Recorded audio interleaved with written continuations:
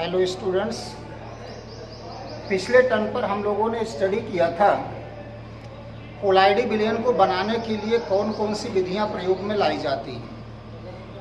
इसके पहले हम लोगों का डिस्कशन था कि जितने द्रव स्नेही कोलाइड होते हैं, अर्थात कोलाइडी पदार्थ को परिक्षेपण माध्यम के साथ मिलाने पर आसानी से कोलाइडी प्रावस्था में परिवर्तित हो जाते हैं, उनको हम द्रव स्नेही कोलाइड कहते हैं। तो द्रव स्नेही कोलाइडों का निर्माण तो आसानी से किया जा सकता है परिक्षेपण माध्यम के साथ मिला करके, लेकिन जितने द्रव विरोधी कोलाइड होते हैं उनको हम आसानी से बना नहीं सकते। इसलिए द्रव विरोधी कोलाइड विलयन को बनाने के लिए 3 प्रमुख विधियों का उपयोग किया जाता है।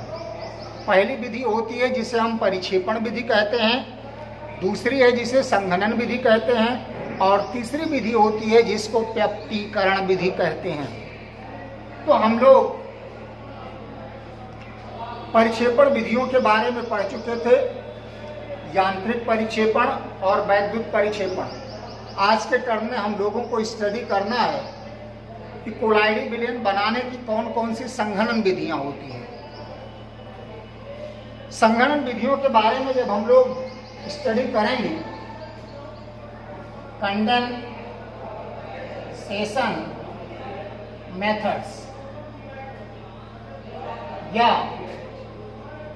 संघनन विधियां। संघनन विधियां वे विधियां होती हैं जिसमें पदार्थ के जो सूक्ष्म कण होते हैं, इनमें हम कुछ भौतिक एवं रासायनिक प्रक्रम का यूज करते हैं, और इसके बाद सूक्ष्म कण जो होते हैं ये कोलाइडी विलयन में या कोलाइडी कणों में परिवर्तित हो जाते हैं। तो वे रासायनिक विधियां जिसमें पदार्थ के सूक्ष्म कणों को कुछ भौतिक एवं रासायनिक प्रक्रमों द्वारा कोलाइडी कणों में परिवर्तित किया जाता है, संघनन विधियां कहलाती हैं। एक बार फिर से सुने कि वे विधियां जिसमें पदार्थ के सूक्ष्म कणों को कुछ भौतिक एवं रासायनिक प्रक्रमों द्वारा कोलाइडी कणों में परिवर्तित किया जाता है, संघनन विधियां कहलाती हैं। संघनन विधियों के अंतर्गत कई प्रोसेस का हम उपयोग करते हैं, जिनमें से सबसे पहली विधि जो होती है इसको हम कहते हैं ऑक्सीकरण। पहली विधि कौन सी है? ऑक्सीकरण। ऑक्सीकरण विधि में प्रायः हम सल्फर साल का उपयोग करते हैं। ऑक्सीकरण विधि में हम प्रायः सल्फर साल का उपयोग करते हैं, और इसमें हम हाइड्रोजन सल्फाइड का यूज करते हैं। हाइड्रोजन सल्फाइड की रिएक्शन हम कराते हैं सल्फर डाइऑक्साइड से, और जब सल्फर डाइऑक्साइड से रिएक्शन कराते हैं तो सल्फर अलग हो जाता है, +3H2O बनता है। इसको हम कहते हैं सल्फर सॉल्ट। क्या कहते हैं? Sulphur salt. यह है हाइड्रोजन सल्फाइड और यह है सल्फर डाइऑक्साइड। तो बच्चों, ऑक्सीकरण विधि में क्या करते हैं? हाइड्रोजन सल्फाइड की सल्फर डाइऑक्साइड से रिएक्शन कराने पर सल्फर सॉल्ट प्राप्त होता है। हाइड्रोजन सल्फाइड के सल्फर डाइऑक्साइड से रिएक्शन कराने पर सल्फर प्राप्त होता है। इसमें हाइड्रोजन सल्फाइड का सल्फर में ऑक्सीकरण होता है, इसलिए इस विधि को हम ऑक्सीकरण विधि कहते हैं। इसकी दूसरी विधि आती है जिसको हम कहते हैं अपचयन विधि।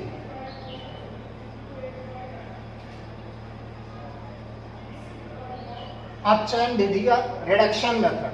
इस विधि के द्वारा हम प्रायः गोल्ड साल का निर्माण करते हैं। गोल्ड साल बनाने के लिए हम गोल्ड का विलयन लेते हैं, और इस विलयन को हम कहते हैं आरिक क्लोराइड। क्या कहते हैं? आरिक क्लोराइड।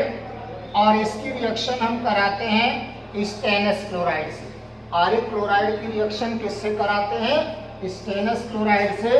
इससे बन जाता है 2Au प्लस 3SnCl4 और इसको हम कहते हैं गोल्ड सॉल्ट।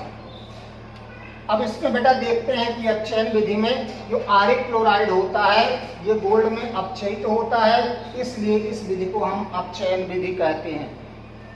तीसरी विधि जो हम प्रयोग में लाते हैं, इस विधि को हम कहते हैं हाइड्रोलिसिस या जल अपघटन विधि।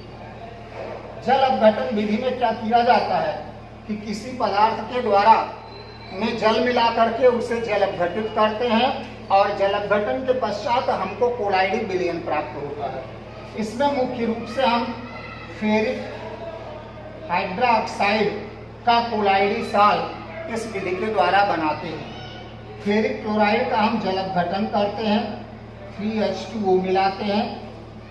जल अपघटन करने पर FeOH का होल ट्राइस फेरिक हाइड्रोक्साइड का रेड ब्राउन प्रेसिपिटेट या लाल भूरा अवक्षेप प्राप्त होता है। साथ में मिल जाता है 3HCl। ये जो प्रेसिपिटेट हमको मिलता है फेरिक हाइड्रोक्साइड का, इसको हम फेरिक क्लोराइड में फिर से ऐड कर देते हैं और कुछ देर तक हिलाते हैं तो हमें फेरिक हाइड्रोक्साइड का कोलाइडी विलयन मिल जाता है। यहाँ पर यह है फेरिक क्लोराइड और इसको हम कहते हैं फेरिक हाइड्रोक्साइड। Ferric hydroxide. तो फेरिक क्लोराइड का जल अपघटन करने पर फेरिक हाइड्रोक्साइड का लाल भूरा अवक्षेप मिलता है। इस ताजे बने अवक्षेप को फेरिक क्लोराइड में मिलाकर कुछ देर तक जब हिलाते हैं तो फेरिक हाइड्रोक्साइड का कोलाइडी विलयन मिल जाता है। और इसकी चौथी विधि जो होती है इसको हम कहते हैं डबल डिकम्पोजिशन या उभय अपघटन विधि। उभय अपघटन विधि।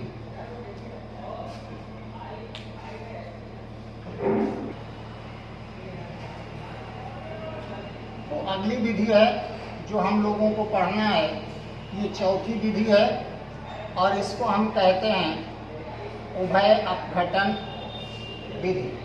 उभय अपघटन वह क्रिया होती है जिसमें पदार्थ की ऑक्सीकरण संख्या में कोई परिवर्तन नहीं होता है। इस विधि द्वारा हम मुख्य रूप से आर्सेनियस सल्फाइड साल्ट का निर्माण करते हैं। आर्सेनियस सल्फाइड साल्ट का निर्माण करने के लिए हम आर्सेनियस ऑक्साइड का उपयोग करते हैं, AS2O3। इसको हम कहते हैं आर्सेनियस ऑक्साइड और इसकी रिएक्शन हम कराते हैं हाइड्रोजन सल्फाइड से। H2S क्या है? Hydrogen sulphide. तो जब इस विधि का हम उपयोग करते हैं तो ऑक्सीजन और सल्फर आपस में एक दूसरे से एक्सचेंज हो जाते हैं। तो इससे बन जाता है AS2S3+ 3H2O और इसको हम कहते हैं arsenious sulphide salt. Arsenious sulphide salt. तो बच्चों देखो, उभय अपघटन विधि में हम करते क्या हैं कि आर्सेनियस ऑक्साइड और इसकी रिएक्शन कराते हैं हाइड्रोजन सल्फाइड से, इससे बन जाता है आर्सेनियस सल्फाइड सॉल्ट।